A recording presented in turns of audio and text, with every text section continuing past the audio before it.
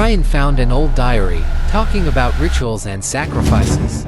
The girls were hesitant, but things took a horrifying turn when Ethan and Sophie have sex in the haunted building. You won't believe what happened to me and my friends last summer. It's a story that still haunts me every night, but here I am, sharing my story with you. It all started with a road trip. There were 5 of us: me, my girlfriend Mia, my best friend Ethan, his girlfriend Sophie, and our buddy Ryan, who was always up for a thrill. We were heading to this remote camping site in the middle of nowhere. The drive was supposed to be scenic, fun, and carefree. We were about halfway through the journey when Ryan spotted something unusual. "Guys, check that out," he exclaimed, pointing to a shadowy structure barely visible through the dense trees. Curiosity got the best of us, and we pulled over to investigate. It was an abandoned building, a crumbling structure that looked like it hadn't seen life in decades. The windows were shattered, vines crawled up the walls, and there was this eerie silence around it that immediately put me on edge. Ethan dared us to explore it. The girls were hesitant, but after some teasing, we all agreed. As soon as we stepped inside, the temperature dropped noticeably. The air felt thick, almost suffocating. The floorboards creaked under our weight, and the walls were covered in strange, faded symbols. I felt uneasy, like we were being watched. Mia clung to my arm, whispering, "I don't like this, let's go back." But Ethan, being Ethan, joked, "Relax, babe, what's the worst that could happen?" We started exploring the building. Ryan found an old diary in one of the rooms, and Sophie, being a history nerd, eagerly flipped through it. The entries were bizarre, talking about rituals, sacrifices, and a presence that demanded loyalty. "Probably some wannabe cult," Ryan scoffed.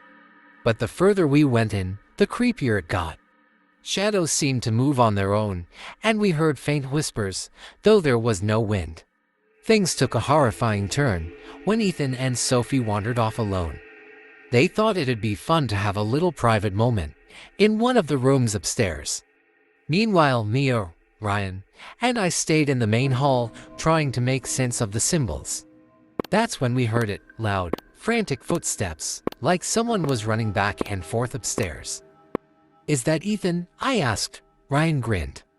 "Maybe they're doing some cardio." We yelled for them, but there was no response. Suddenly, Sophie came running down the stairs, her face pale and eyes wide with terror. "Ethan's gone," she screamed. "What do you mean gone?" Mia asked, panic creeping into her voice.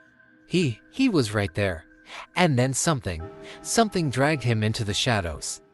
Sophie stammered. Before we could process her words, the building itself seemed to come alive. The whispers grew louder, almost deafening, and the floor beneath us began to vibrate. Ryan, ever the skeptic, grabbed a piece of wood and yelled, "Show yourself." Big mistake. The air grew icy, and a dark figure emerged from the shadows. It didn't have a face, just a swirling mass of darkness that seemed to suck the light out of the room.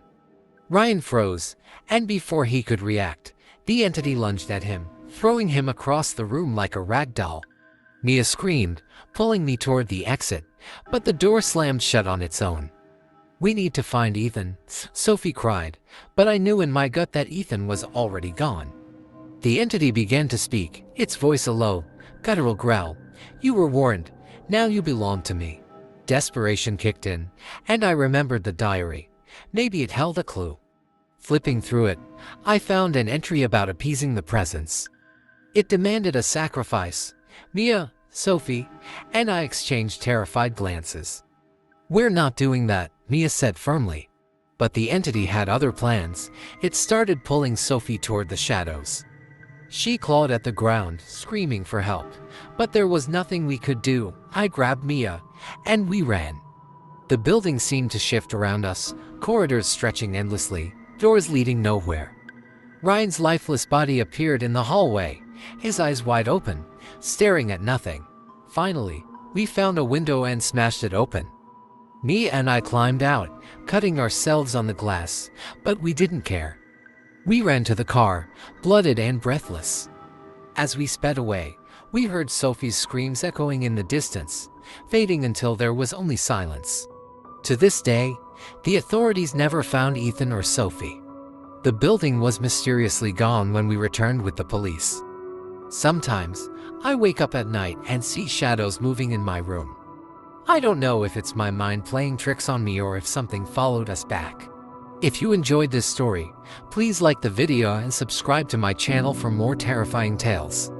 Don't forget to hit the notification bell so you don't miss out on the next story. And let me know in the comments, would you have gone into that building or would you have turned back?